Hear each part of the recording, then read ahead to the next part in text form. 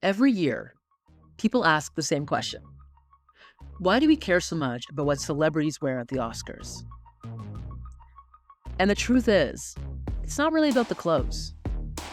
Oscar fashion is actually about storytelling, strategy, and status. Every dress, every brooch, every custom suit is telling you something about where that person stands in Hollywood. Whether they're arriving, whether they're established, whether they're making a statement, or whether they're trying to create a moment.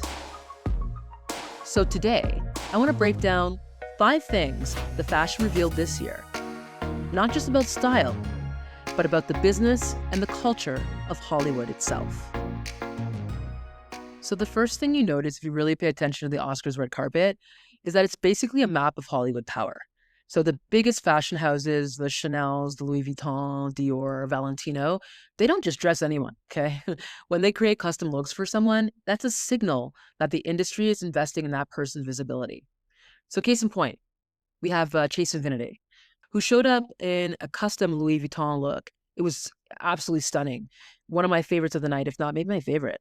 And this is a perfect example of a breakout star moment. Okay. The silhouette was sharp and modern. I love the micro braids. I love that she chose to wear micro braids, and it really framed the look beautifully, and it felt fresh and it felt youthful. And when a house like Louis Vuitton puts a new star in custom, it's not just fashion, it's a statement that this person is someone to watch. And then we can't talk about One Battle After Another and Chase Infinity without talking about Mama Bear, Teyana Taylor, who was also in custom Chanel last night. And, she's been just slaying the red carpet all award season. So I expected her to really show up and show out. But this was another major power moment. And this was actually subdued for her in a way. But she wore a custom Chanel chiffon gown with embroidered feathers and pearls and crystals paired with, girl's best friend, diamonds, Tiffany jewelry. It was dramatic, it was sculptural, and it was incredibly precise. And listen, like Chanel doesn't usually experiment this way. They don't usually do, like, for example, that transparent bodycon thing that Teyana Taylor has made so much her brand. They don't usually do that. So the fact that they did this for her tells you a lot about her cultural influence right now. She is the culture right now as far as fashion is concerned. She is the moment. And Chanel followed suit. They knew that there's a good chance as well she might win. And if she's going to win, she's going to be photographed from every single angle. And this is a dress that spoke to that. From every angle, you're seeing something that's just beautiful and stunning. And that's something that Teyana Taylor does so impeccably well. And then we have Jessie Buckley, who ended up winning Best Actress last night. And she wore a custom Chanel gown as well. This was an incredible gown, too. Very simple, but striking. It was two-tone, off-the-shoulder dress in pink and white. That color combination could go so wrong, but the structure made it look so regal. And again, the key word here is custom. Fashion houses love dressing potential winners, and she was an absolute lock. This is like the best marketing that you can get. So the second thing that I noticed here is that the strongest looks this year, they weren't just beautiful, they told a story. So we can look at Michael B. Jordan. Okay. He's a perfect example. And congrats to my man, Michael B., for his win last night. He's now an Academy Award-winning actor. And he showed up looking like a winner in a custom Louis Vuitton look with a military-style jacket. It had like gold buttons and slim trousers and a really dope wallet chain. And what's interesting about the look itself is that it kind of echoes Sinners in a way, because the military structure of the jacket reflects the soldier background of Smoke and Stack, the twin characters he plays, while the chain also adds that flashier personality that separates the two brothers. And honestly, like I said, he was a winner last night, and he definitely looked like one. And if you think that you're going to go up on that stage, you want something that's also timeless and sharp and powerful, and that's exactly what he projected last night with the outfit that he chose to wear, and also effortlessly cool. So that thing is going to photograph really well. And if you look back on that thing in 10 years, 20 years, it's still going to be a great, great, great choice. And then we go to Jack O'Connell. So Michael B. Jordan's co-star from Sinners. went a very different route last night and caused a lot of commotion on the red carpet for different reasons. He leaned fully into what we call method dressing. So he wore a suit by Dunhill, and he added these prosthetic vampire fangs to channel his character from Sinners. It was playful, it was theatrical, and it kind of tied the actor directly back to the role that people were celebrating. So that was an interesting and kind of like whimsical choice on his part, but also very smart strategically as well, because we're talking about him today in a sea of A-list celebrities. Not to suggest that he's not, but he might have walked the red carpet and to not as much fanfare. But because of that choice to wear like bloody fangs, who does that? So of course we're talking about him today, and that was a very smart and also referential choice to the film that he was celebrating. And then we have my man Ethan Hawke, who I love. Ethan Hawke. I actually just watched his film Blue Moon a couple hours before the Oscars ceremony. So I think that helped me to pick up on the choice that he made on the red carpet, because Ethan Hawke has been on a bit of like a quirky streak lately, and he continues to do so here in Prada. The tailoring had a very vintage, slightly kind of eccentric quality that fits his personality perfectly. It wasn't trying to be conventionally glamorous. It was definitely Ethan Hawke. But more than that, the long kind of waistcoat, if you have seen Blue Moon, then you know that the character that he plays and was nominated for Best Actor for, Lorenz Hart, was a lyricist in the 1940s. And so much of the movie takes place in one restaurant, I believe in 1943 in New York City. And what Ethan Hawke was wearing at the Oscars was this long waistcoat. It was really monochromatic with like a little bit of like a kind of like a sage green kind of popping out of the collar. And it looked amazing. I think he's looked the best I've ever seen him look, actually, frankly. But also, I recognize that the choice of wearing that kind of suit with the long waistcoat would have been very typical kind of dapper attire for a man in the 1940s. So I'm sure that when he went to go pick that outfit out, yes, he was going for something classic and timeless again. Hint, hint, if he wins, he knows he's going to be completely um, immortalized in whatever he's wearing. You can't go wrong with Prada. It's classic for a reason, but also referential to the period in which the movie that he was celebrating took place.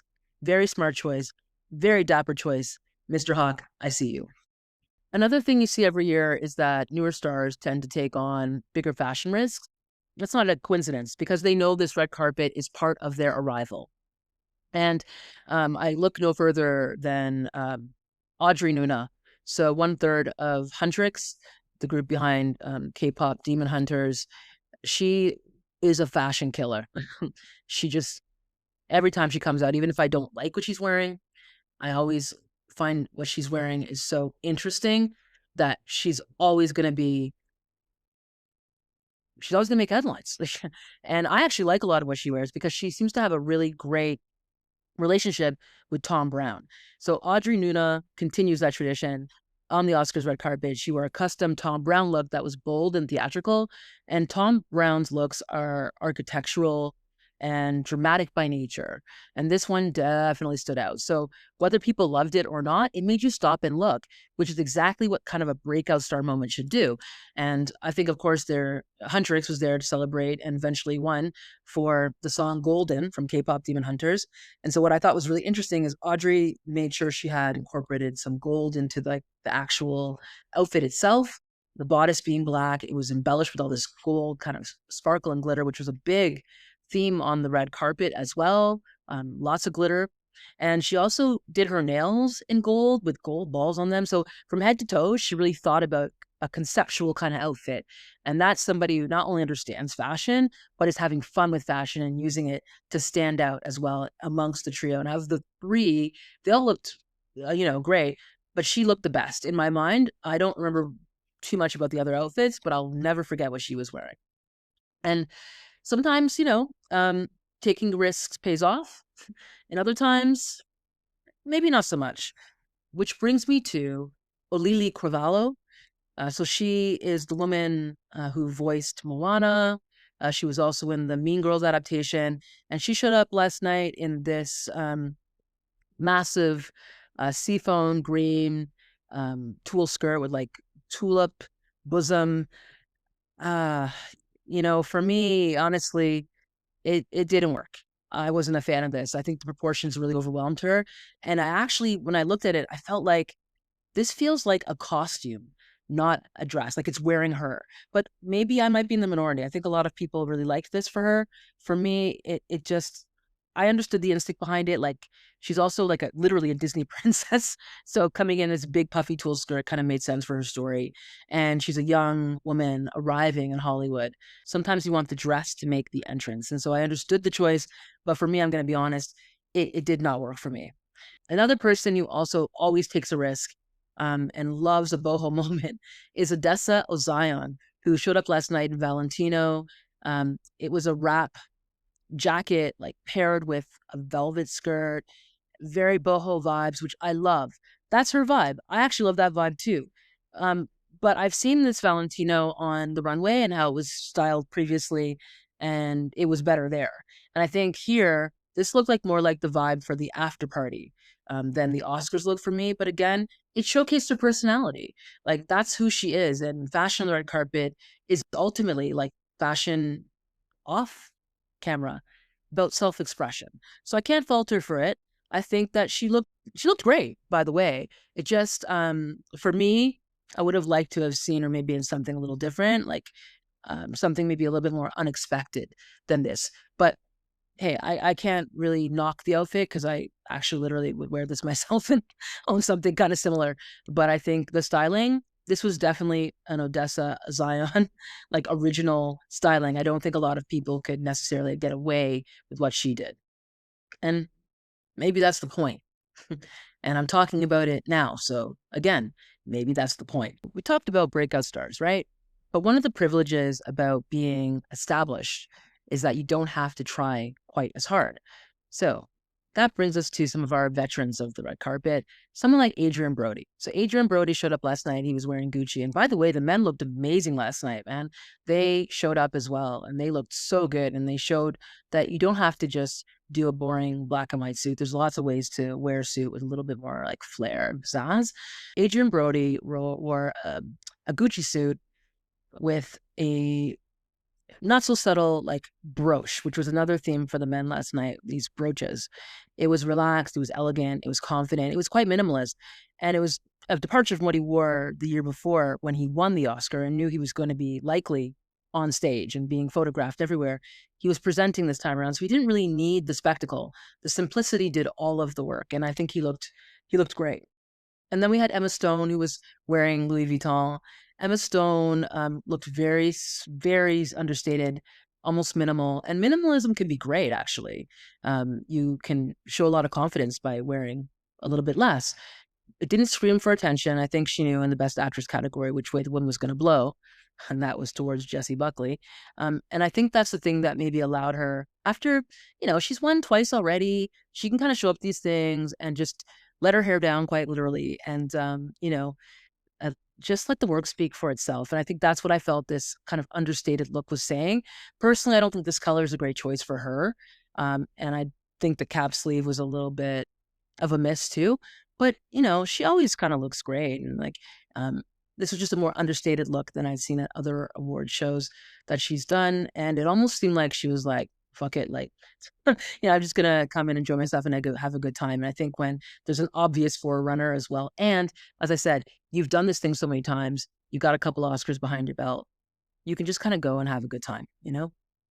And then, of course, when it comes to Pedro Pascal, he did something interesting last night. Don't call it a comeback, but the man was everywhere last year, maybe too visible last year. He kind of slipped into the shadow a little bit.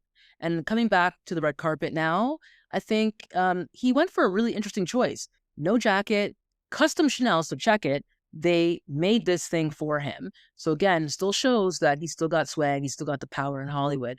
And a massive floral brooch and a cummerbund, which I thought was really cool. It looked really, I mean, yeah, this guy can wear almost anything and it looks great. It looked really good.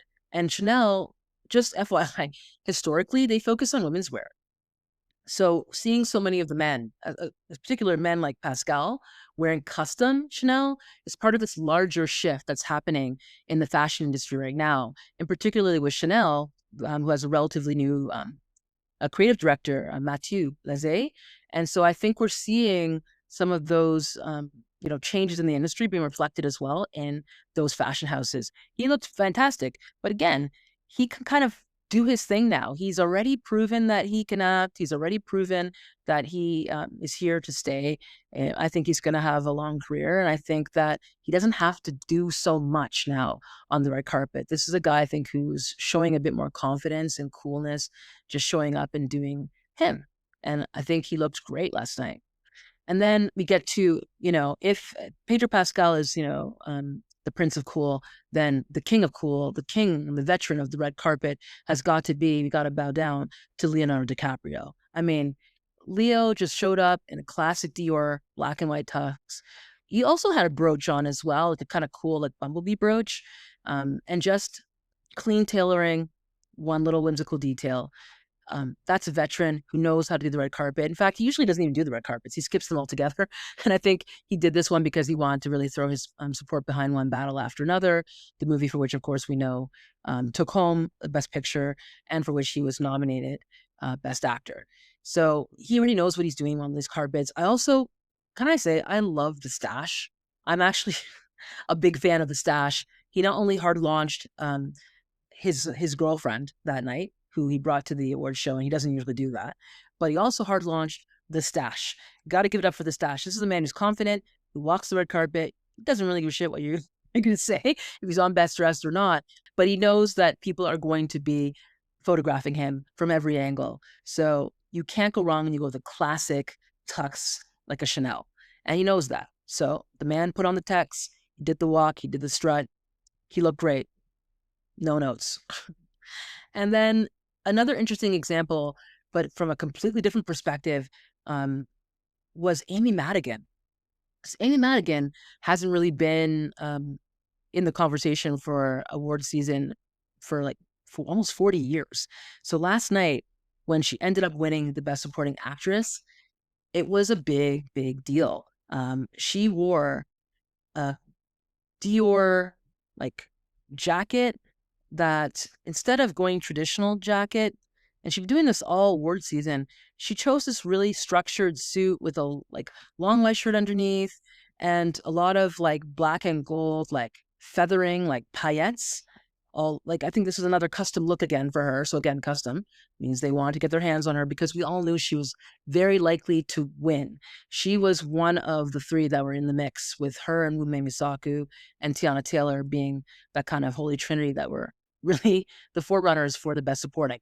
So whatever she's going to wear, she knows is going to be highly visible, and the fashion houses know it's going to be highly visible. Hence, that's the best marketing you can get. And also, she kind of gave the finger to traditional suiting and traditional expectations of what Best Supporting Actress should wear, what women should wear. And she's been around forever, man. So she has earned that right to kind of eschew whatever people think she should wear. And I think, and what I appreciate, although I really honestly did not care for this look, it was interesting, it was dramatic, there was a statement behind it. And, she's, as I said, been working for decades.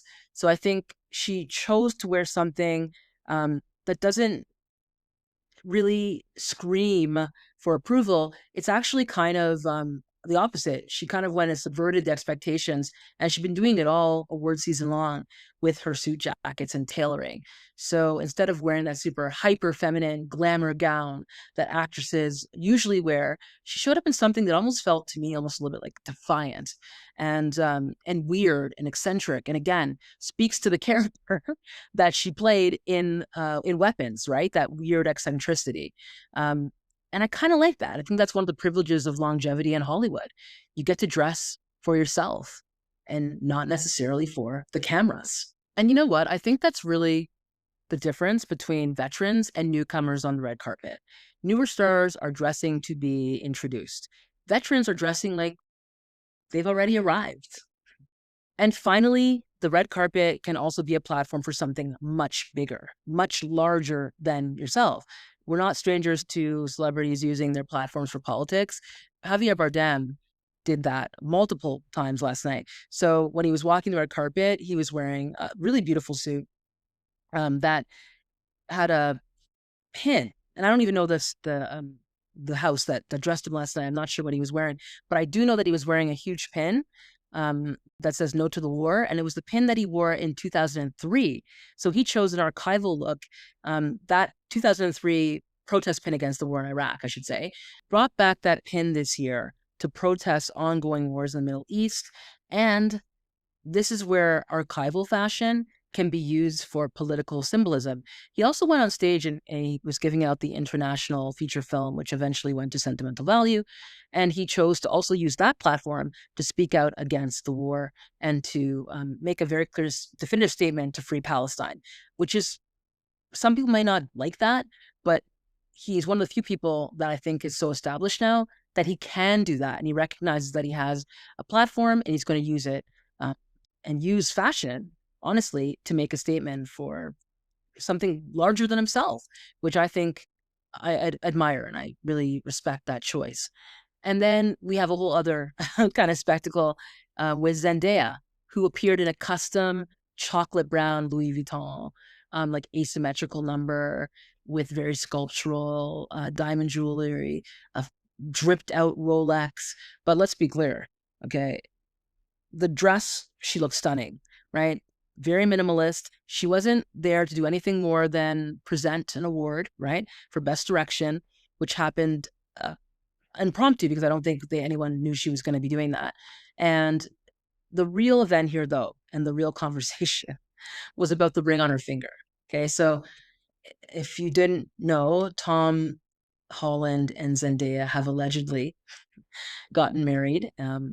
So Zendaya stylist La Roche let that slip on a previous red carpet, but the two stars have not confirmed it. They've not said anything about it. I think it's really funny that they're choosing not to, and they're keeping it to themselves for whatever reason, but it's actually working to their credit because Zendaya has Euphoria coming out in April. She also has a movie with Robert Pattinson coming out as well, the drama.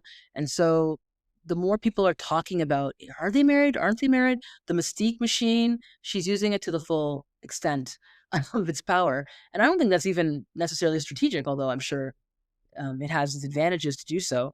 They're just notoriously private. And so I think the mystery around the ring created a whole other narrative around her appearance last night. And actually, I saw lots of people, and I'm including myself, I'm sure, zoomed in on the photos to have a look at her ring finger. At certain points of her presentation, she actually covered it with her other hand, but her hand was exposed enough that we could see that it does clearly look like there's a wedding band where her engagement ring is too. There's a stack of rings. So we'll see what happens when and if they decide to talk about it. Will be completely on their terms, which is what I love about Zendaya. But this was an example of, I guess, fashion making a statement, or fashion being with something a little bit bigger, and having her come in and not say a word, where Javier Bardem came in and said multiple words to make a statement. She didn't have to say anything, but her choice of displaying the ring and displaying this like very simple gown actually spoke volumes. Those are the 5 things that Oscars fashion really revealed this year. And it wasn't just about the glamour. It was really about storytelling, strategy, hierarchy, who's in, who's out, who is up and coming, who has arrived, who's never gone away.